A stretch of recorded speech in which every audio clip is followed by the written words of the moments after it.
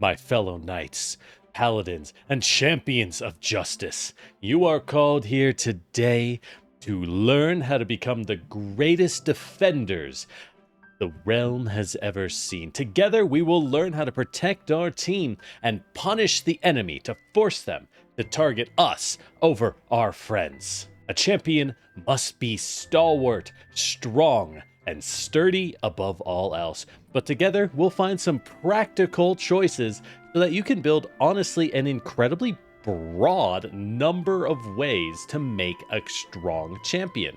Do you want to be a damage-dealing paladin or a protection-focused liberator? The choice is yours, and we'll go through the basics of how and when. So, what is a champion? Champions are your heavy armor defensive specialists in Pathfinder 2nd Edition.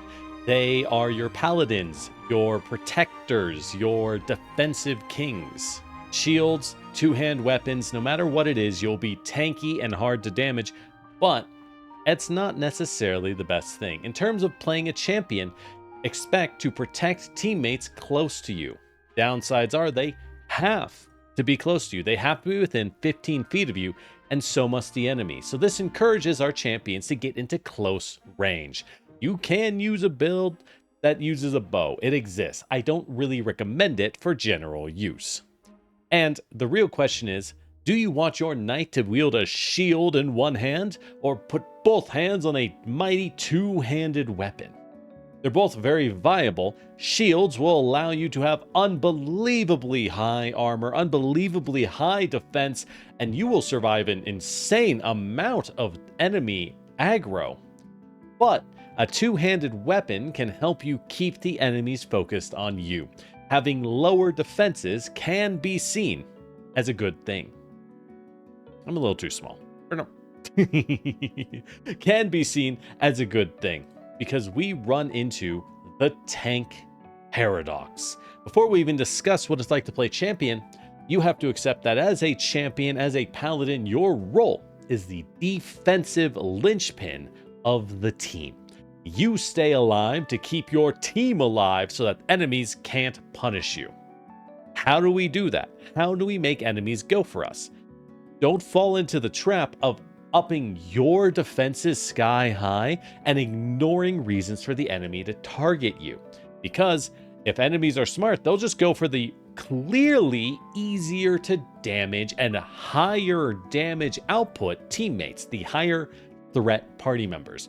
So we need to find ways to keep the enemy focused on us. Good news is the champion's reaction is the gold standard for keeping the enemy on us. As a basic thing, you have a reaction where when an ally within 15 feet of you gets hit by an enemy within 15 feet of you, that's 3 tiles most of the time, you can react to reduce the incoming damage to your buddy and create some really good extra effect, be it hitting the enemy or debuffing the enemy or letting your ally move out of threat.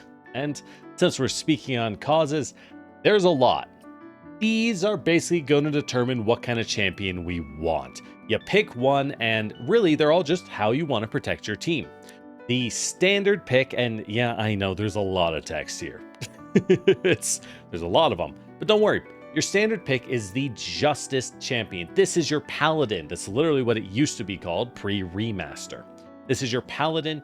Justice Champions get to step and strike an enemy when they activate their reaction. So if they keep going for your friends, you get to throw lots and lots of attacks and actually put out very good damage.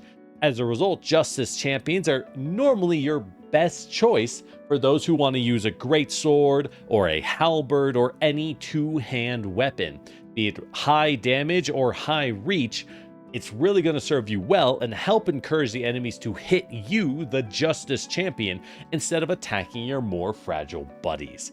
It's a great combo. For those more defensively minded, though, we have our other 3. Liberation lets your allies move and break enemy grab effects when they get hit, which is super good. Redemption debuffs the enemy directly with Enfeebled or Stupefy if you take a feat. And Grandeur applies the Revealing Light spell on your enemies. That means it essentially counters their invisibility It counters their concealment, any mischances go down, and they gain a 20% chance to miss any more attacks they throw. Really good debuffs. You can't go wrong. It doesn't matter which one you pick, they're all good. Just know if you want to be damage minded, if you want to put out big numbers, you're probably going to want a Justice Champion with a two-handed weapon. Else, we need to address what champion blessings are. You see, at 3rd level, you get to pick a special blessing, a weapon, shield, or speed blessing. The speed blessing is very simple. You get a 5-foot move speed buff, and when an ally triggers a reaction within your aura that's 15 feet of you, usually, they get a +2 bonus to their defenses, be that saving throw or armor class. It's not bad, but it's probably the least impressive. So, with that out of the way, your main contest is weapon versus shield. The weapon blessing is great. Blessed Armament gives you a free extra property rune on your weapon. That's a fearsome rune, ghost touch, returning, shifting, or vitalizing. Fearsome is great, extra frightened on crit. Shifting is pretty cool for any one-hand user. That allows you to get a lot of damage types, potential thrown benefits, or two-hand weapons on the fly from shifting into a bastard sword or a katana or one of those kinds of weapons. And Ghost Touch and Returning are pretty nice. Returning makes for good thrown weapon builds for Justice Champion. That's pretty nice, and at higher levels, we can spec it into bonus damage directly with like a Flaming Ruin or something like that. Shield is probably the craziest one.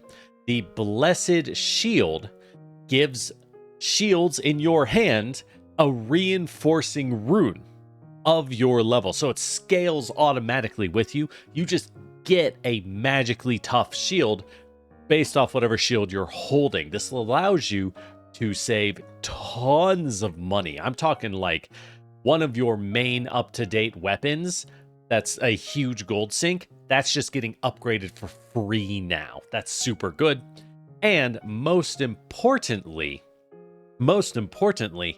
it works on any shield. And there will be a little contest here, I know.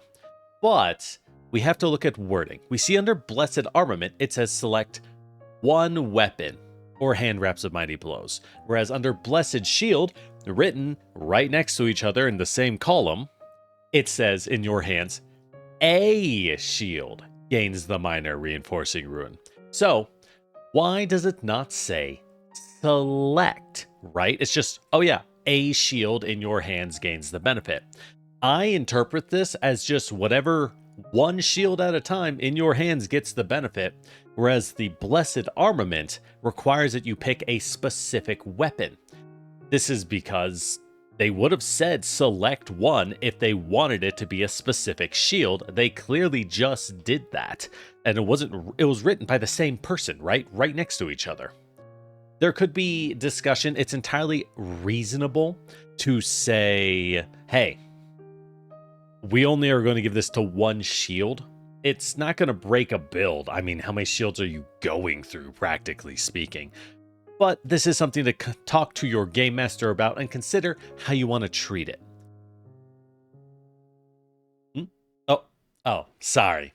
I had to do a little re-recording on this bit because the first time didn't turn out so well. But good news is I got a snack. So, what is tanking, right? What is tanking? It's something I've been saying. Tanking, sorry, let me pull my chair up a little. Tanking is, in other words, being the front line of your team. It's being the one who takes damage and gets attacked the most often so that other members of your party are at less risk of getting hurt and getting killed in a fight. Now, there's a few ways to tank. Many of us are familiar with tanking from video games, MMOs, classic tanking, where you do what I would call taunt tanking. You say, hey, I'm the tank, enemies have to go for me. They don't get a choice in the matter. I've taunted them, I've got aggro, whatever your term is. That doesn't really work as well in this kind of game. In Pathfinder, you're fighting an intelligent opponent controlled by a real person. So expect them to go for your party. And this is in a way good. Consider this. You, the champion, are very durable. You're tougher than the rest of your party, better defenses, better health. But everyone else still has at least probably like 60 to 80% of your HP. In an ideal fight, everyone in your party is taking a small hit, right? Everyone in your party will be somewhat injured after the combat, and this is especially true for you because the champion reaction encourages your team getting hit. This is because if we look at the 4 styles of tanking I have here, champion naturally is a punish tank at the bottom. Champion's reaction says, hey, you can go for me and nothing bad happens. But if you go for my friends near me, then I get to punish you. I get to reduce your damage. I get to hit you with debuffs or extra attacks. That is what champion naturally forms. A tank who forms a protective bubble around friends by saying, go for my friends and you'll regret it.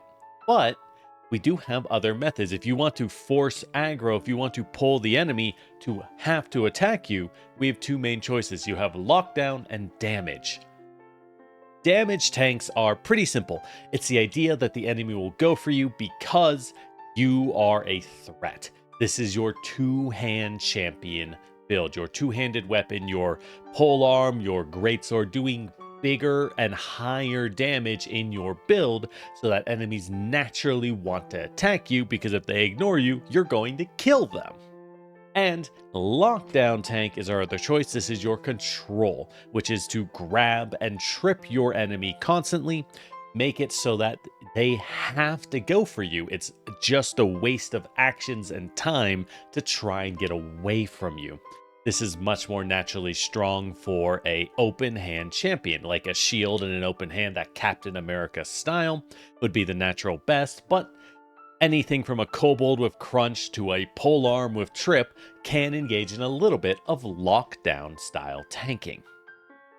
Let's summarize basically what we just went over. That was kind of a lot. So you want to play a cool knight, you want to play a shining heroic warrior, champion's a great pick. You have your reaction built in, which will reduce damage on your friends. Downside is you need to be close to your friend and enemy for this to work. So you're going to want melee. It's naturally good to just play melee on this class as a result. You have massive defense, great fortitude saves, good will saves, massive armor class. This is a great frontline character. Downside is your reflex save is terrible. Most champions don't build a lot of dexterity, and even with full plate armor giving you the bulwark trait, which adds 3 to your reflex save defense against damaging effects like a fireball or a lightning bolt, you can still get tripped or disarmed or knocked off a cliff very easily. So be careful. You yourself, while you're great at locking down enemies, are vulnerable to getting locked down. We get the Lay on Hands focus spell, which is insane. There is another focus spell option. You can take Shield of the Spirit as a different choice if you're using a shield champion. That is equally insane. Either way, you're either getting an AoE defensive and damage buff or a single target healing spell, which is really good that you can use every combat. Super strong. Lay on Hands being free for champion is kind of insane. It's super good. It's 6 HP per rank, and you get at least once a fight, easily 2 or 3 times a fight if you build for it. That's crazy. Downside is you have all this defense, you don't do a lot of damage. You have very few natural damage boosters. We can pick damage boosters. We can build for more damage and take a 2-hand weapon, but you're going to have to make that choice if you want it. Good news is we have spells. We are a warrior, but champion has very good spell proficiency, going to expert and master in spells by themselves, which means you're really good at archetyping into casters, because champions are encouraged to have good charisma for some of their passive benefits, and for their spells, you can take sorcerer or oracle very easily as caster archetypes, and those are really strong. And if you want, say, cleric or druid, having wisdom is always good for any character. So you can take a lot of different caster archetypes on your champion and use their focus spells or scrolls of their spells for pretty good effect. Now, there is another downside, and this has nothing to do with spells, but high-level enemies are big. No, seriously. High-level enemies are like huge, giant, gargantuan. They're these huge, hulking beasts, right? You're not just fighting normal dudes. You are sometimes, but often you're fighting massive super enemies. Your reaction, your aura, your champion aura, is only 15 feet big. When your enemy themselves is 15 or 20 feet across, it's really a lot harder to protect your friends. Range at high levels get way bigger. You're probably going to want to sink a feat into the expand aura feat just so that you can still use your reaction, because you'll find your team is getting scattered farther and farther across as a result of being high level. And last, you are holy. As a champion or a cleric, this is a unique benefit. You get to be holy. You can be sanctified. Now, when you are holy, that means you're going to often do bonus damage to fiends, to demons, devils, daemons, things that are vulnerable to holy damage. However, said enemies often do unholy damage to sanctified foes. So you do more damage to demons, but you take more damage from demons. The holy wars are a bunch of glass cannons smashing into each other. Hey, we gotta smite, but you can certainly smite hard and strong. And now that we know our weaknesses, what party do we want? Champions will fit into most parties very well. Everyone loves a defensive linchpin with good healing, damage reduction, and decent spell options. That fits into just about anything. But you provide so much defense. What we really want, what we want for our best teammates are damage specialists. We want a hammer to go with our anvil to smash the enemy into paste. With that, close combat damage specialists are our favorites. Rogues, barbarians, flurry rangers, they're all so good at just flanking with you, flank an enemy, surround them, and just beat them into paste. If they stab the rogue or the barbarian or the ranger, you can activate your reaction. If you're a justice champion, that means you get another attack again, or you just debuff them with the other champions, and you're just going to put out huge numbers. It's a very strong strategy. In my experience, champion teams often are like unbeatable turtle comps that will win through attrition. They will beat the enemy down, but you might be noticing we're starting to clump up. Champion team parties can suffer from multiple AoEs. If the enemy drops multiple fireballs or dragon breaths or cones, it's gonna hurt. It's really gonna hurt. And as much as spellcasters love you because of your massive defense to let them focus on their magic, if those AoEs start flying, those spellcasters are gonna cry, and there's probably not much you can do. You're also going to cry because, you have a bad reflex save. Now, you're not perfect for everything. Champions, by nature, as heavy armor wearers with very little built-in mobility skills, are not good on skirmishing teams. If you have teams that focus on archery, guns, long-range skirmishing, monks and swashbucklers who sprint 100 feet into the enemy on round one, you can't keep up with that. If your whole team wants to loose arrows and retreat and pull the enemy back, once again, you're not going to keep up with your party very easily, and an isolated champion has no reaction. They're not playing to their natural strengths. If you do have a party like this, really all you can do is ask the enemy, or ask the party to not rush in. Let you get in first, or if you're a ranged party, you have to wait for the enemy to engage you and approach, because if you try and run in away as your party stands back, you're just going to get isolated. And that is a bad time. So, who is your champion? What are we? There's a lot of Ancestry picks, and frankly, champions have such a strong core build, you can do just about anything. However, human natural ambition still kind of shines out for them. Champions have their level 2 and 4 feats are like okay at best. They're not amazing, but their level 1 feats are so good. In fact, there are easily 3 or 4 level 1 feats you probably want to pick on your champion. So human, being able to take natural ambition, get a second level 1 feat, it's going to stand out above everyone else. It doesn't mean others aren't bad, though. Colo are amazing. They get bonus strength and intelligence and minus wisdom. I mean, hey, you want a lot of strength. You don't need wisdom. It's nice to have, but you don't need it. And what's important is that Colo, 1, if you want to use a 2-hand weapon, they're a great pick.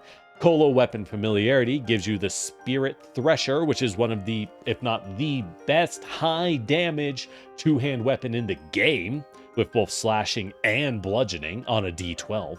And there is a level 1 Colo Ancestry feat, Crunch, that gives you a D8 bite attack. D8, that's as good as a one-handed longsword or battle axe. And it has grapple. This is one of the best weapons in the game, because it means you can now use a shield and a weapon, or a shield in your hand and just bite people for full damage, or you can even use a 2-hand weapon for massive damage and reach and just grapple people by biting. This enables a lot of builds to grapple when they normally could not, and that helps you tank and control the enemy. Last, champs are slow, like really slow. Elf and Centaur are some of the best picks for a slow character because they're naturally very fast. And you can increase their speed another 5 feet just to help beat out that armor penalty, the 5-foot move speed penalty from wearing heavy armor. You can't go wrong. Elves might not be the tankiest ancestry in the game, but champions have so much natural defense, you're not really going to notice the difference past level 1. On to being a champion itself. How do we build a champion? What do we use? Well, we're going to want heavy armor. As one of the few classes who get heavy armor, that's naturally playing into champion strength. Extra armor class is going to keep you safe. Your extra high defenses are super good in general. And yeah, we're going to want full plate armor when we can afford it. But at the start, just get chain armor and an armored skirt. Armored skirts are a funny little add-on you can put on your medium armor to turn it into heavy armor with a slightly higher armor class bonus and a lower dexterity bonus. That's why we put it on some chain armor. It's nice and cheap. You can afford it at level 1, and it will get you better armor class until we can afford plate without a need for dexterity. As a champion, dexterity is kind of hard to fit for your build. From there, we must decide, once again, 2-hand weapon or shield.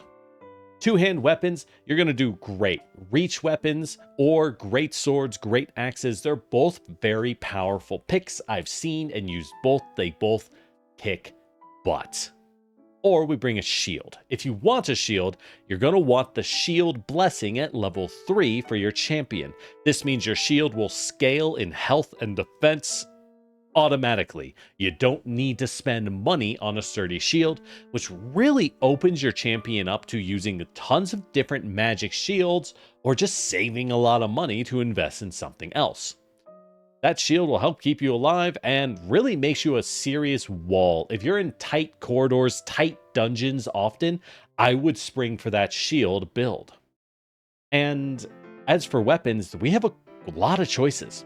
You could be unarmed. You could just have an open hand and a shield, the Captain America style build, where you just grab and trip enemies all the time. Or if you want a one-handed weapon to do some damage, bring, say, a Khopesh or a flail. Khopeshes and flails both have the trip trait, allowing you to knock enemies on their butt even though your hands are full. Remember, you're a tank controlling the enemy, debuffing them, and forcing them to waste actions or target you. That's what we want. That's what we are going for. If you don't want to use those weapons, if you want to use any other weapon, that's fine too. There is an uncommon item called the Shield Augment that allows you to add a couple traits to your shield. So you can use your shield to, say, trip and shove. That's a pretty great upgrade, and it does open up a lot of room to now use other weapons. The only downside with using a weapon and a shield is you're going to struggle to have grapple. That's going to be a hard one to get. It's not perfect, but hey, we all have downsides. As for magic items, there's a lot of good ones for a champion. At higher levels, pick up a Helm of Zeal at level 10. This is a skill boosting item for whatever your deity's chosen domain skill is, because champions pick a god to follow that gives them their powers. And what's more important is this item gives you an extra reaction and an extra focus point once a day each. An extra reaction for champion is combat defining, unbelievably good. And the focus point ain't bad either. And our last item that we really want to focus on is the Shining Symbol at level 9. A greater Shining Symbol allows you to activate it and provide a spirit damage weakness aura around you. You might think, generic, why would I want that? Well, as a champion, you will deal a lot of passive spirit damage, and your team can stack spirit damage pretty easily as well to build for that. And it's a lot of bonus damage to pump out for a tough fight. And last, you do have bolas. Bolas are just your general ranged weapon pick for strength characters. You can use the ranged trip trait on them to knock enemies out of the air, or just, you have something to throw at people. It's not great, but you should have an option on you. So do consider a pair of bolas just as a backup. As for general feats, well, pretty much your normal pick. Improved initiative and fleet are going to be huge on you. Champions have very poor perception scaling, so you just don't have good initiative most of the time. Improved initiative is going to help. And fleet, you're very slow. You're going to want fleet, okay? Beyond that, canny acumen to up your perception. When you hit level 17, this will bring your perception to master. You're going to want that because, again, you're bad at perception. Toughness is more HP, can't go wrong. And robust health is pretty good. This is a battle medicine buff. It means medicine heals you more, and you can be battle medicined once an hour per person instead of once a day. That's pretty nice. If you're taking a lot of hits as champion, more sources of healing, well, you don't hate it. On the skill front, champions often don't have many skills. You get one skill from your deity, whatever god you happen to worship, that'll give you one skill. But beyond that, you don't get very many, so it's hard to pick. Now, champions love high charisma as their spells scale off charisma, and your bonus damage at level 9 scales off charisma. So you're a pretty good natural pick for diplomacy, intimidation, deception, performance if you wanted that for some reason. And you'll probably want athletics so you can trip and grapple and shove more effectively on the enemy. So you're pretty much locked into athletics. Maybe one of the charisma skills. It's, that's what you're going to get. You're going to want to talk to your party. Make sure you're not taking roles that they already took. Just because you don't have many picks, let's try and make them impactful. With those skills, hey, look, skill feats that you've seen a million times. It's your pretty normal frontline skill set. Titan Wrestler and Quick Jump are great for any strength-based character, giving you nice athletics to grab big enemies or just jump over difficult terrain and across gaps for one action. If you take Diplomacy, Bon Ma is an amazing pick. You will absolutely want Bon Ma, because this lets you debuff perception and will saves for your casters. Really good synergy there. And if you're, intimidation, we got the whole intimidation suite. You'll start with intimidating glare to demoralize at no penalty. But Once we're an expert, you're going to want intimidating prowess and retrain glare to something else. Prowess means you can physically intimidate for a +2 circumstance bonus, giving you an insanely high demoralize. And terrified retreat, battle cry, scare to death. These are all really good when you hit master and legendary. As usual, scare enemies into fleeing, get a free demoralize on initiative if they're close, and scare to death gives you a chance to just one-shot weak enemies. You're pretty standard picks for athletics, diplomacy, and intimidation. There's not much else to say. Okay, now's the big stuff. Feats, am I right? Level 1 champion has so many feat picks. It's not that kind of feat picks, you weirdo. So many feat choices that this really is your build defining point. This will determine kind of what we're going down. First off, we do have Faithful Steed. This gives you an animal companion. Animal companions are great to have, and it's a strong pick, but I'm not going to really be addressing the mounted knight side of champion for this build. It's out of scope of this video, so I won't mention the animal companion upgrade feats as we go up for now. With that said, we also have defensive advance. This is your all-star pick for any shield build. If you're using shield champion, you are taking defensive advance. End of story. This lets you spend 2 actions for 3 effects. You raise a shield, you stride, and if you're next to an enemy, you strike if you're in melee reach. This is so good. Champion has this issue of not having enough mobility and not having enough actions to really get around and do multiple things. Defensive advance solves pretty much all of that for shield champion. You might end up using this pretty much every round if you're a champion. For those non-shielded types or those who just want to lean into the magic side, Deity's Domain is insane. We will cover this after feats at the end of the video because Deity's Domain lets you get a domain spell of your choice and will open up advanced domain spells at level 8. There are so many domain spells. I'm going to need a separate video solely for domain spells. We will simply go over a quick overview at the end of the video after feats because there's too many.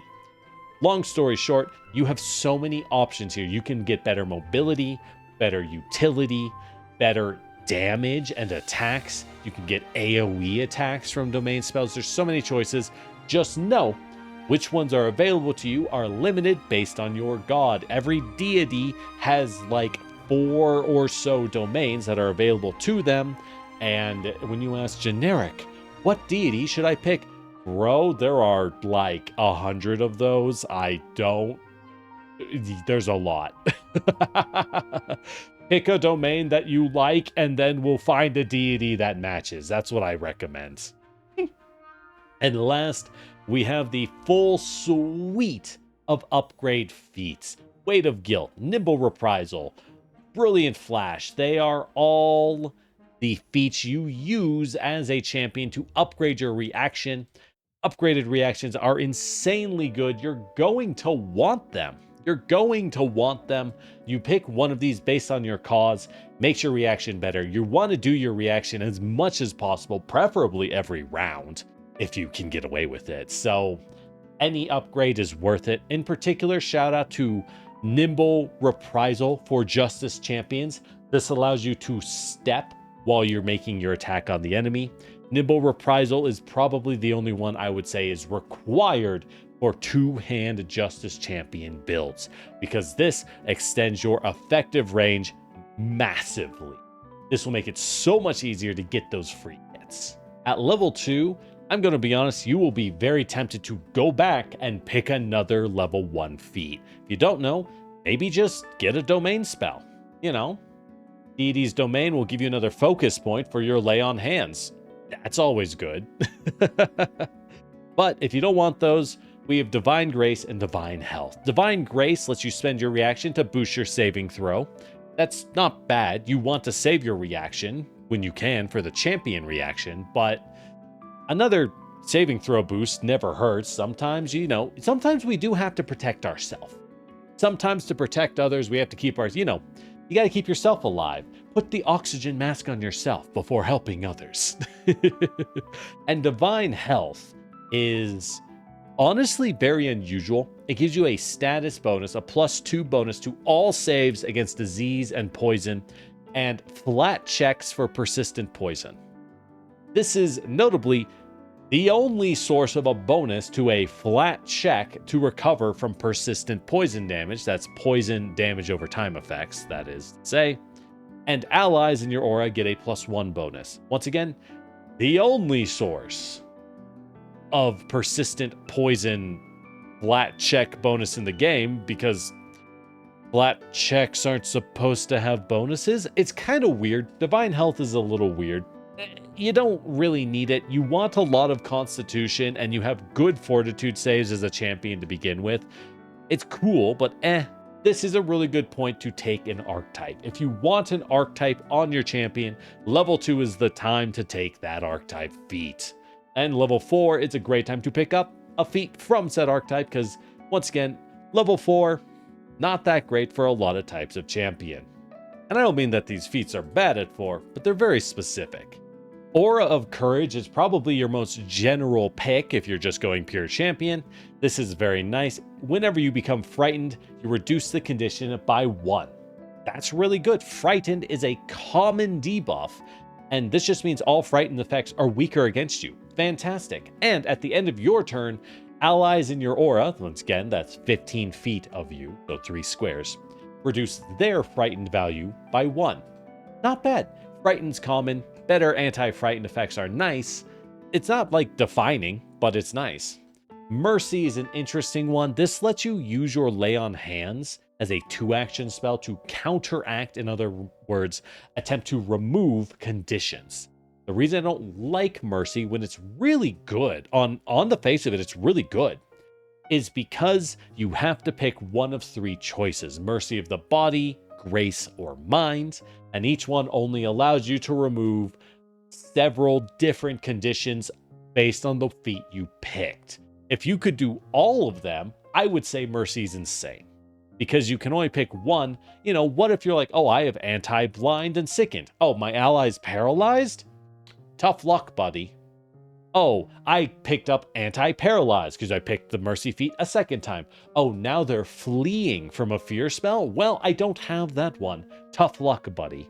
That can feel kind of bad in my opinion, so Unless if you're taking Shields of the Spirit, if you're going full shield build, you took Shields of the Spirit for your AoE protection, you want security. Security is nuts. Actually insane. When you cast Shields of the Spirit using 2 actions instead of 1, so when you give the whole team an armor class buff of +1, and whenever enemies attack them, they will automatically take a small amount of spirit damage. If you have that level 9 magic item that applies at 5 points of spirit weakness, Shields of the Spirit goes hard. Just saying. But. Security makes it so that you can now pick one ally in your aura when you cast Shields of the Spirit for the next minute, even if they run out of your aura, mind you. For the next minute, they get that +1 armor class.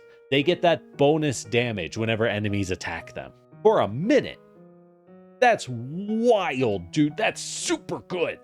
At level 6, we have a lot of what I would call preparatory feats. Most of these feats are only okay at level 6, but way more important later on. We have our standard Reactive Strike. Champion is one of the few classes I don't recommend Reactive Strike on. I would not pick this. Reason being, it uses your reaction to hit an enemy when they move. That's pretty good. Or, you know, all the other standard things, range attacks and spells. That's pretty good. But you want to use your reaction on champion reaction. That's your big thing. Having more reactions competing for it, kinda hard. But beyond that, we do have Expand Aura, which is bad at level 6. At level 6, Expand Aura, for one action, you expand your aura to 30 feet. This is huge at high levels, as we said.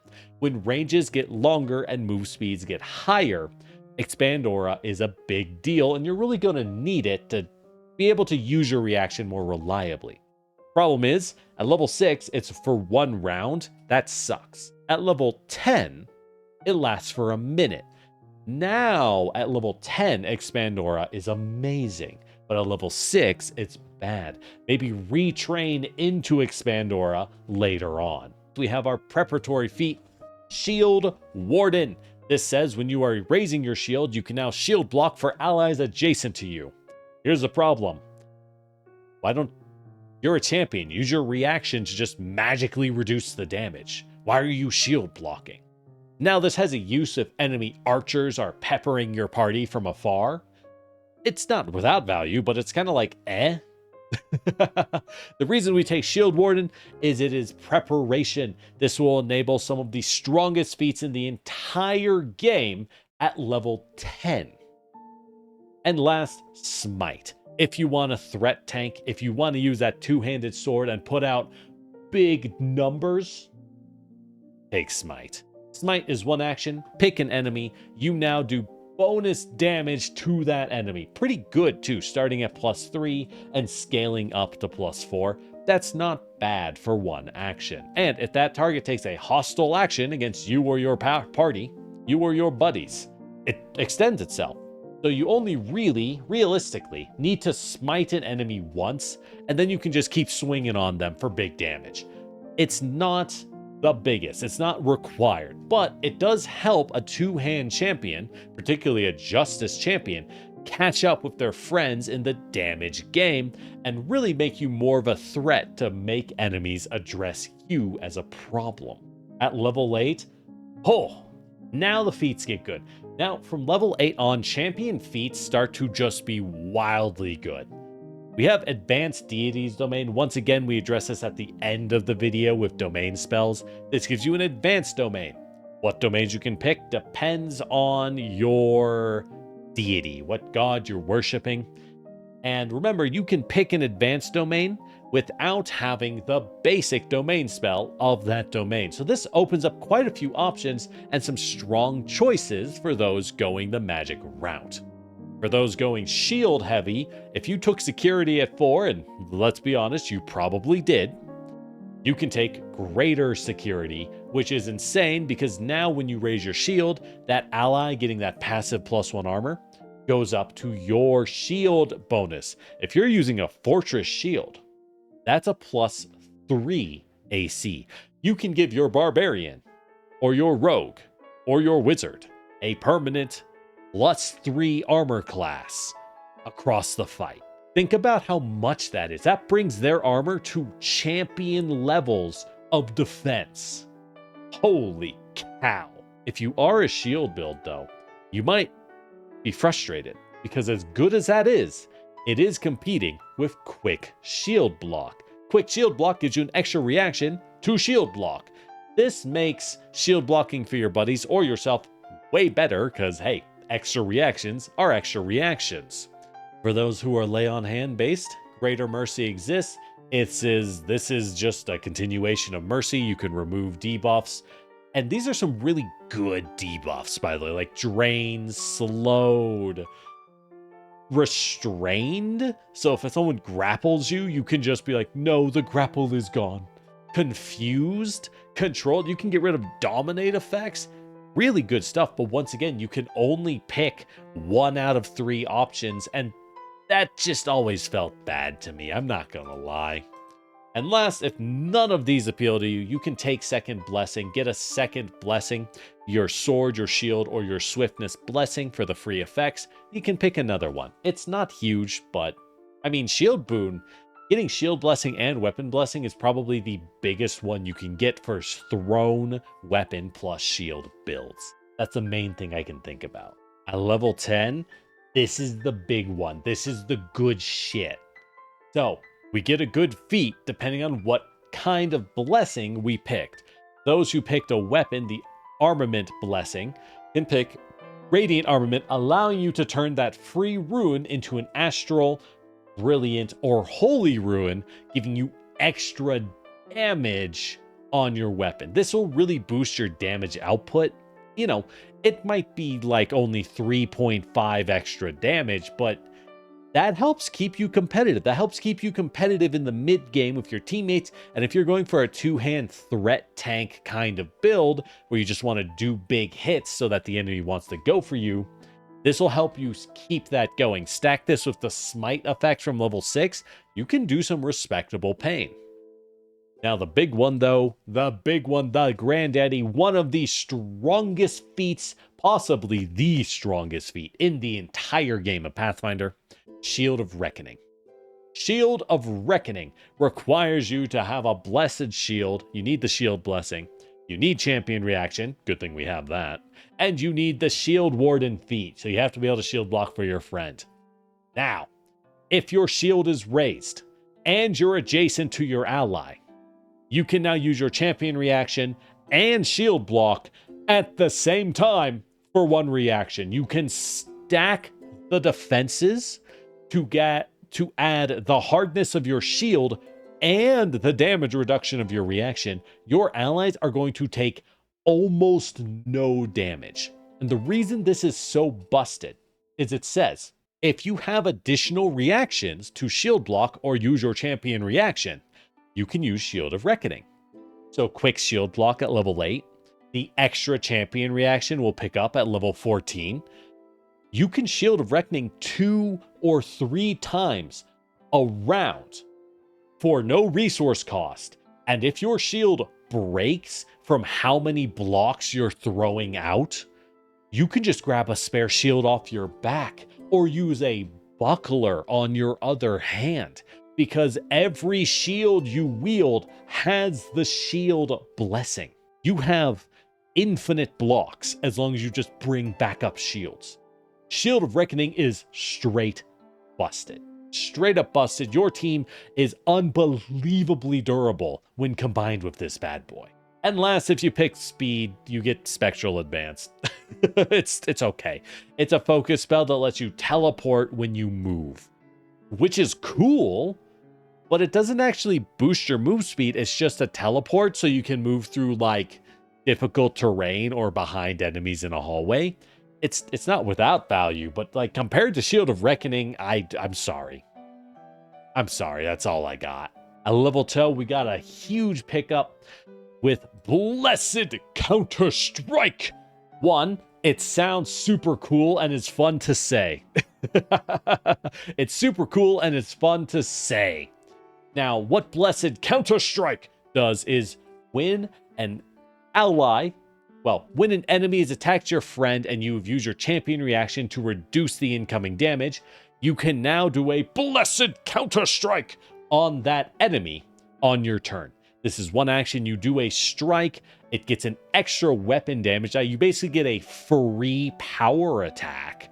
And if you hit them, they gain weakness equal to half your level, which this is level 12, so that's at least weakness 6, to all strikes made by you and allies. So if you hit them, every other hit from you and your party until the start of your next turn gets extra damage. If you have a rogue or a flurry ranger or anyone who wants a lot of attacks, this is nuts because you're adding so much damage to their attacks and getting free damage yourself. Busted. The only downside is this is Flourish, which means you cannot Blessed Counter-Strike and Defensive Advance at the same time for a shield build.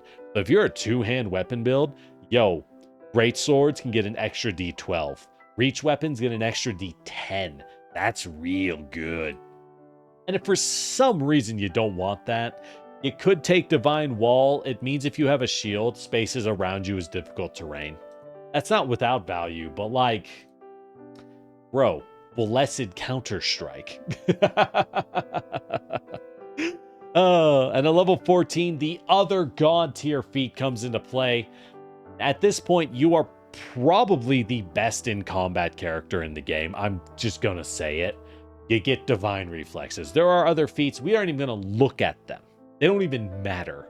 Divine Reflexes says you gain an additional reaction for your champion reaction every turn. If you have Shield of Reckoning and Quick Block, you can now do 3 Shield of Reckoning. A turn. That's 3 reactions, 3 shield blocks. Oh my god, you're reducing legit, like, what, 40 or 50 points of damage a turn? Even better, if you're a Justice champion, because remember, we have our other effects, right? You're either throwing tons of debuffs out, or your whole team is doing the Cupid shuffle and getting free steps constantly, or you're a Justice champion and you just threw a casual 3 extra attacks at no penalty on other people's turns because the enemy keeps attacking. Holy crap. Talk about a way to force the enemy to go for you, because, bro, either go for me or I attack 4 times faster. Like, what the heck? Even without Blessed Counter-Strike, getting a second champion reaction is the single best thing you can do, because this is probably the strongest reaction in the game, and now you have 2. That's all there is. At level 16, we can really build off Blessed Counter-Strike with the delightful Instrument of Zeal feat. Now, again, if you are an evil champion, you can use Instrument of Slaughter, but I'm not really recommending evil champions right now. They're meh. So, Instrument of Zeal is a fantastic feat that just buffs your Blessed Counter-Strike and Retributive Strikes. If you're a Justice champion, aka a Paladin, you get Retributive Strike, which says whenever you land a crit with them, you get extra damage and they're slowed 1. You've just stacked another potential debuff on your attacks. If you get Instrument of Zeal on any champion with Blessed Counter-Strike, or especially Justice champions, this pays out a lot. You'll land some crits eventually, and getting an extra slowed 1 on top, what kind of enemy wants to go for anyone but your tanky butt when you're risking bonus damage, bonus slowed, vulnerable to attacks? So just a rainbow of debuffs. If you don't want this for whatever reason and you're a shield champion, you could consider Shield of Grace. This allows you to, when you shield block, split the remaining damage between yourself and the ally. A nice way to spread out damage, but frankly, at higher levels, by level 16, I expect a lot of AoE effects to probably be coming out in fights. Lots of area damage or multi-target, and your allies have a lot of HP at this point. Everyone has a lot of HP relative to outgoing damage at high levels, so it's not really that necessary. You kind of want everyone to take 1 or 2 hits. It might be useful, but I would generally take Instrument of Zeal over it. Level 18, though, we do have some great picks. Rejuvenating Touch is good for the more support-focused player. This means your Lay on Hands will now grant 10 temp HP to your allies. Note, allies, not to yourself. You can give them 10 temp health every round. Pretty good stuff. It's not like huge, but 10 HP a round, that's a good 30, 40, 50 hit points across the combat. Not bad. On top of the healing, pretty nice. Now note, this will stop if they get knocked out. So you kind of want to do it earlier rather than later. And second, if we don't want that, we do have Swift Retribution, which once again, we're throwing out reactions all day, baby. We're throwing out all the champion reactions. Now when we throw it out, we also get hasted. We get quickened to strike or stride. Now you have to approach an enemy, but you want to do that anyways. You're a melee champion. I mean, hey, 4 actions, 3 reactions? Oh, not bad. If we consider Shield of Reckoning to be 2 reactions in 1, this means you effectively now have 4 actions and 6 reactions on your turn. Huh? What? Just fucking huh? And at level 20, the pinnacle of knighthood. You are a shining example to us all if you get this far, but we have some decent picks. Nothing that's like unbelievable, but pretty solid. Sacred Defender gives you damage reduction 5 to all physical damage and damage reduction 10 against unholy creatures. This is okay. And also people who roll nat 20s. Nat 20s no longer get a better result. Granted, it's a nat 20, they're probably still going to crit. But your AC is absolutely gargantuan at this level, so maybe not. Maybe not. It's okay. A little bit of resistance does help. It does add up, but like, it's not that amazing. For those who use a shield and have a blessed shield, you can tell the devs really, really love blessing shields, huh? They really love shield builds here. And I do too. But you have Shield Paragon. Shield Paragon means that your shields are always raised. Always raised. Holy cow, that's nuts, dude. This is what you were missing. This is what fighters had over you. Now your shield is always up. Hey, you're just going to be basically invincible. And if your shield is destroyed, it will vanish to your deity's realm and be repaired the next day. So you can really play super risky with very expensive magical shields. And when the shield is gone, you can now infuse a different shield with the benefit until your shield returns.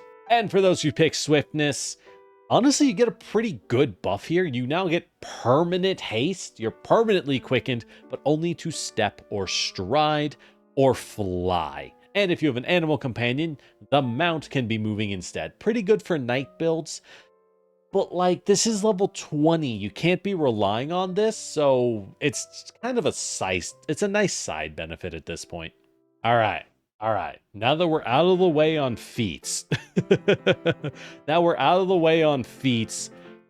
let's talk domain spells. If you want to use magic as a champion, there's a lot of good options. Oracle and Sorcerer archetype give you some great access to spells of any type from Sorcerer. And Oracle offers some insanely good one-action focus spells to complement your damage. But domain spells are no slouch, so I'm not going to go over everything in detail. That needs to be its own video. But in short, if you want damage from basic domains, consider Cry of Destruction from the Destruction domain, which is a 15-foot cone AoE. That if you have damaged someone by striking, and then you spend 2 actions to cast Cry of Destruction, becomes a D12 per rank cone. That's insanely good damage. The downside is, as a 2-action spell, you'd need to be standing next to an enemy. The enemy needs to have approached you in the fight. It's harder to work. Savor the Sting is a great spell that lets you do a small amount of damage to an enemy, but if they do fail their save and are taking the persistent damage, you get a bonus to hit. That's only a +1 status bonus, but getting extra damage and a +1 status bonus, great use for a focus point and an action. Vibrant Thorns is our last damage pick. This is kind of a retributive damage. It's literally a Thorns effect. You grow Thorns for 1 action, and it only does 1 point of damage per rank. But whenever you cast a vitality spell, a healing spell, your Thorns will do 1d6 damage instead. Not bad. This is notable because Lay on Hands has the vitality trait. So, Vibrant Thorns works really well with builds that grab 2 more focus points, and you can pop this, get into combat, grapple an enemy, and when they hit you or hit your friend, you use Lay on Hands for some healing, and then if they keep hitting you, your damage is bigger. This is good for trying to outlast the foe. A little complicated, I'm not gonna lie, but it's good for outlasting. For debuffing, we have some really great picks. Creative Splash is a randomized debuff, so it's not my favorite. Dazzling Flash lets you flashbang a bunch of people in a small cone. You know, dazzling, possibly blinding. I do love that. Overstuff is shockingly good from the Gluttony domain and allows you to just hit someone with Sickened 1 from being overstuffed, and Sickened is a beautiful debuff. And Waking Nightmare lets you apply fear to people, which once again, frightened or sickened, that's a good debuff to have on a melee champion, on a combat character. That's pretty good. It's a rare utility that can be harder to get. In terms of utility though, Athletic Rush, Agile Feet, these will let you move faster. These will boost your mobility effects. Athletic Rush is also good for grapple and trip focused characters, giving you a bonus to grapple and trip your athletics. Scholarly Recollection is great for the champion focusing on intelligence and wisdom, boosting your recall knowledge abilities. And Soothing Words lets you counter mental effects on your friends, boosting their will save against mental effects. Mental effects are pretty nasty. Being able to counter this and protect your friends is very valuable, particularly as you gain levels and become higher level. Mental will save spells will become increasingly brutal, which will mean soothing words will become increasingly useful. And Sweet Dream is kind of funny. This one has someone take a 1-minute nap and then get an hour-long buff. So you can give them a nap, and while you refocus, they take their nap, and then they can get a +1 or later a +2 or +3 status bonus to intelligence or charisma based skills, or just a bonus to their move speed. Like, it lasts for an hour. You can give anyone a +1 to all charisma skills or a +1 to all intelligence skills. That's kind of insane for any knowledge, recall knowledge, or like, oh, we're going to go talk to the Duke. Hey, let's go let the party face the best talking characters go take a nap for a bonus to their talking. That's pretty good. That's really good and very versatile. For our advanced domains at level 8, we have a couple decent damage choices. Localized Quake and Retributive Pain. Localized Quake lets you toss an AoE on yourself and possibly knock people prone, while Retributive Pain is a reaction. When someone damages you, you can, as a reaction, make them take half the damage you just took. Now, they get a fortitude save, so there's a good odd of them only taking a quarter of it, but if they land a nasty crit on you, you can be like, oh yeah, I'll take half of that, right? That's not bad. It's not the best for a champion because you already have so many uses for your reaction, but it's a choice. For debuffs, Commanding Lash is insane because it's just the command spell. It just lets you have the command spell, which is a great spell as a focus spell. In terms of utility, Traveler's Transit is pretty nice, giving you climb speed, swim speeds, and at higher levels, when you're level 9, which isn't very long, you can give yourself a fly speed.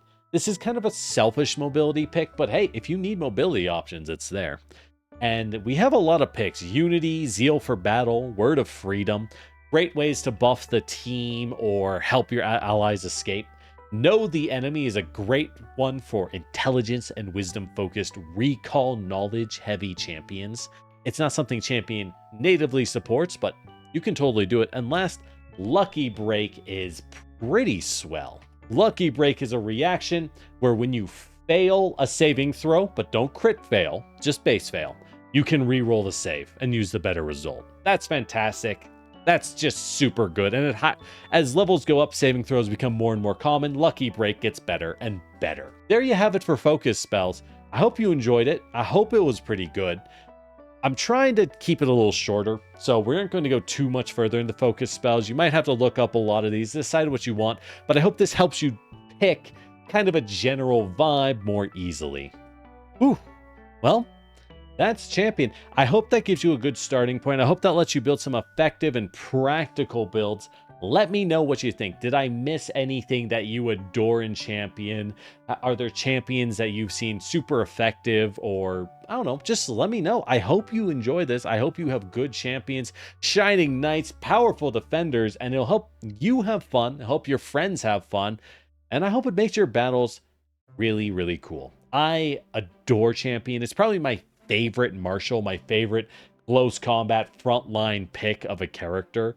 So hey, if you find you love Champion as well, come back, let me know, and I'm happy to hear it. Beyond that, I hope you enjoyed this. If you have any other classes you really want, the list it's kind of big, I'm not gonna lie. It's kind of big, but let me know, and we'll add it to the list if I can. But beyond that, be sure to follow us on Lord Generic RPG, and you'll catch the rest of our builds, the rest of what we got going on, and I hope you have a good time. Be sure to subscribe. Right, it's not follow, it's subscribe. I always get confused. But thank you for dropping by, and I'll see you next time, okay?